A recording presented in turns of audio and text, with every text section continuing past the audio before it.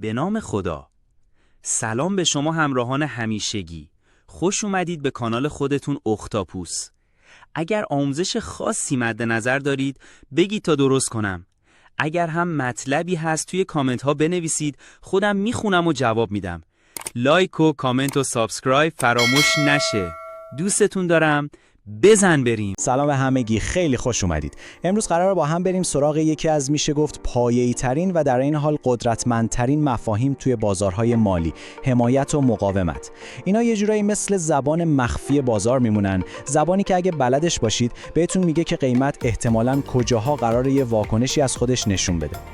تا حالا شده به یه نمودار نگاه کنین و با خودتون بگین چرا قیمت داشت انقدر خوب بالا میرفت یا انگار خورد به یه دیوار نامرئی و برگشت، یا برعکس داشت سقوط میکرد و یهو انگار یکی زیرش ترمز گرفت و خلش داد بالا؟ این سوال خیلی مهمیه و دقیقاً همون چیزیه که امروز قراره با هم جوابش رو پیدا کنیم. خب بذارید همین اول کار بهتون بگم که این حرکات ناگهانی اصلاً و ابداً تصادفی نیستن. پشت پرده این اتفاقات دو تا نیروی خیلی خیلی مهم و پنهان وجود دارن که کل بازار رو هدایت میکنن. اسمشون هست حمایت و مقاومت. خیلی خب، بیایید با اولی شروع کنیم. حمایت.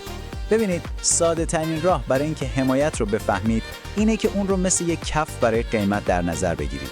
دقیقاً مثل کف یه اتاق که نمیذاره یه توپ از اون پایین تر بره. حالا اگه بخوایم یه کم دقیق تر بگیم، حمایت یه سطح قیمتیه که وقتی نمودار بهش میرسه یهو سر و کله خریدارا پیدا میشه. تقاضا برای خرید توی اون نقطه خیلی زیاد میشه. انگار یه لشکر از خریدارا اونجا منتظرن و با خودشون میگن همینجا قیمت به اندازه کافی ارزون شده، دیگه نمیذاریم از این پایین تر بره، و شروع میکنن به خریدن و از قیمت دفاع میکنن. خیلی خوب، حالا بریم سراغ نیروی مخالفش، یعنی مقاومت. اگه حمایت کف قیمت بود، مقاومت دقیقاً برعکسه. اون سقف قیمته. یه مانع بالای سر قیمت که هی بهش میخوره و نمیتونه ازش رد بشه. و اگه بخوایم تعریف دقیقش رو بگیم، مقاومت اون سطحیه که قدرت فروشنده ها از خریدارها بیشتر میشه. عرضه زیاد میشه. فروشنده ها کنترل بازار رو به دست میگیرن و میگن خب دیگه قیمت به اندازه کافی بالا رفته، وقت فروشه. و با فروشاشون جلوی بالا رفتن بیشتر قیمت رو میگیرن. انگار دارن میگن تا همینجا کافیه. پس اگه بخوایم یه جمع‌بندی سریع بکنیم، همه چیز توی این دو کلمه خلاصه میشه. حمایت یعنی کف، یعنی جایی که قدرت دست خریدار است. مقاومت یعنی سقف، یعنی جایی که قدرت دست فروشنده هاست. کل بازار یه جورایی نبرد دائمی بین این دوتا نیروه. خب تا اینجای کار فهمیدیم که حمایت چیه و مقاومت چیه، کف و سقف. اما یه سوال خیلی خیلی مهم باقی میمونه. اصلا چرا این سطوح باید کار کنن؟ مگه جادوی خاصی پشت این خطایی که ما روی نمودار میکشیم وجود داره؟ دقیقاً. سوال اصلی همینه. چرا این سطوح قدرت دارن؟ و جواب؟ شاید باورتون نشه، ولی جوابش توی همین یک جمله خلاصه میشه. بهش میگن یه پیشگویی خود محقق شدنده. این سطوح قدرت دارن چون ما باور داریم که قدرت دارن. فکرشو بکنید. وقتی میلیون‌ها معامله‌گر در سراسر دنیا به یک سطح قیمتی خاص به عنوان حمایت نگاه میکنن، چی کار میکنن؟ خب معلومه سفارش‌های خریدشون رو دقیقاً همونجا میذارن و همین کار باعث میشه وقتی قیمت به اونجا میرسه واقعاً برگرده بالا. پس قدرتش از جادو نمیاد، از باور جمعی خود ما میاد. خیلی خب، تئوری بسته. بیایید بریم یه مثال کاملا واقعی و کاربردی رو با هم ببینیم تا بفهمیم این داستان توی دنیای واقعی چطوری کار میکنه. فرض کنید داریم به نمودار جفت ارز یورو به دلار نگاه میکنیم و میخوایم روی سطح قیمتی 1.1000 یعنی 1.100 تمرکز کنیم. اعداد روند همیشه از نظر روانی برای معامله‌گرها مهمن، پس این یه سطح کلیدیه. حالا به این اتفاقات نگاه کنید. بار اول قیمت میاد پایین و به سطح 1.1000 میرسه. یه عده خریدار که این عدد روند رو مهم میدونستن وارد میشن و قیمت برمیگرده بالا. این اتفاق مثل یه خاطره توی ذهن بازار ثبت میشه. دفعه دوم که قیمت به همون سطح نزدیک میشه، حالا معامله‌گرای بیشتری حواسشون بهش هست، چون میگن دفعه قبل از همینجا برگشت، پس با قدرت بیشتری وارد میشن و دوباره ازش دفاع میکنن و با هر بار که این اتفاق تکرار میشه، اون سطح حمایتی محکمتر و معتبرتر میشه، انگار که داره شهرتش بیشتر و بیشتر میشه. خب پس اگه بخوایم کل این بحث رو توی چند تا نکته کلیدی خلاصه کنیم، اول اینکه حمایت کف قیمت کار خریدار هاست. دوم مقاومت سقف قیمت کار فروشنده هاست. سوم و از همه مهمتر، قدرت این سطوح جادویی نیست، از باور جمعی ما میاد. و در نهایت دونستن اینا بهمون کمک میکنه که نقاط برگشتی احتمالی بازار رو خیلی بهتر تشخیص بدیم. حالا که با این زبان مخفی بازار آشنا شدید و فهمیدید داستان از چه قراره، سوال اصلی اینه: آماده اید که یاد بگیرید چطور خودتون این خطای حمایت و مقاومت رو روی نمودار پیدا کنید و بکشید؟ چون این اولین و مهمترین قدم برای اینه که بتونید بازار رو به صورت حرفه‌ای تحلیل کنید.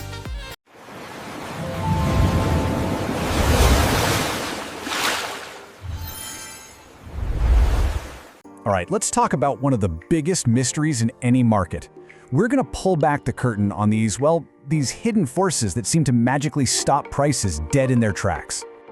You've probably seen this happen, right? You're watching a chart, the price is just falling, and then, boom, it just stops on a dime and shoots back up. You gotta wonder, what's going on there? How did it know to turn around at that exact spot? It really is like the price slams into some kind of invisible barrier. Sometimes it's a floor that it just can't seem to break through, and other times it's a ceiling it can't push past. Well, I'm here to tell you, those barriers, they aren't magic. And today, we're gonna make them visible. Okay, so let's start with that invisible floor. In the world of trading, we have a name for this. It's called support, and you should think of it quite literally as the floor holding the price up. So, what is support really? Well, it's a price level where the whole mood of the market just shifts. All that downward momentum, all that selling pressure, it starts to run out of gas. Why? Because a whole wave of buyers looks at that price and says, you know what? That's a good deal. They jump in, they start buying, and they literally support the price, stopping it from falling any further. To put it really simply, a support level is just an area where demand suddenly becomes way stronger than supply. It's the spot on the chart where the buyers flex their muscles and take back control from the sellers. And here's where it all clicks into place. Just look at these two columns. They're basically mirror images of each other. On the left, you have support. That's the floor. Price stops falling because the buyers are in charge. And on the right, you have its total opposite. Resistance, the ceiling. It's the exact same idea, just flipped upside down. So let's talk about that other side of the coin. If support is the floor, then it only makes sense that resistance is the price ceiling. It's that level that just seems to cap how high a price is allowed to go. And just like we saw with support, resistance is all about a flip in market sentiment. The price is climbing, things are looking good, but then it hits a wall of sellers who think, nope, this is getting too expensive. They start selling, they resist the price's attempts to go higher, and suddenly supply is overwhelming demand. Okay, so floors, ceilings, buyers, sellers, it all makes sense in theory, but it brings up a really big question. Are these levels actually real? I mean, what gives them all this power over the market? The answer, and this might surprise you, isn't found in some complex formula or a secret algorithm. It's actually much simpler and a whole lot more human than that. The power comes from one thing: collective belief. It's all about psychology. I want you to just let that sink in for a second. This is it. This is the entire secret. These levels work for one simple reason: because millions of traders all over the world are looking at the exact same levels. And because they're all watching them, they all react to them at the same time. What this really means is that support and resistance are just one giant self-fulfilling prophecy. A price level becomes support just because enough traders believe it's support, and so they place their buy orders right there. The belief itself literally creates the reality. It's this incredible feedback loop. So how does this collective belief actually get built in the first place? Well, it's forged by shared history in the market. Let's walk through a quick example to see exactly how this plays out. Okay, imagine we're all watching the euro versus the US dollar. The price drops down to 1.1000 and it bounces. Huh, interesting. A little while later, it does it again, falls to 1.1000 and bounces right back up. Then it happens a third time. Now, what do you think every trader watching this is starting to think about that 1.1000 level? Exactly. After the market tests a level a few times and fails to break through, traders everywhere start to take notice. They pull up their charts, they draw a line, they start to trust that level.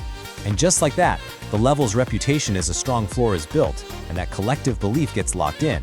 Now everyone expects it to hold. So, let's wrap this up with the key takeaways. First, support. That's the price floor, held up by buyers. Second, resistance. That's the price ceiling, put there by sellers. But here's the most important part. The power source behind all of this isn't magic, it's the shared psychology of traders creating a giant self-fulfilling prophecy. And why does any of this matter to you? Because understanding these levels helps you anticipate where the market could be heading next. So there you have it. We've kind of cracked the code, right? We know what these levels are, and more importantly, we know why they work. But knowing is one thing, doing is another. So the next big question is, how do you actually find these things for yourself? And that is exactly where we are headed. In our very next explainer, we are going to roll up our sleeves and I'm going to walk you through step by step how to find and draw these crucial support and resistance lines on your own charts. This is where the theory becomes a real practical tool. I'll see you there.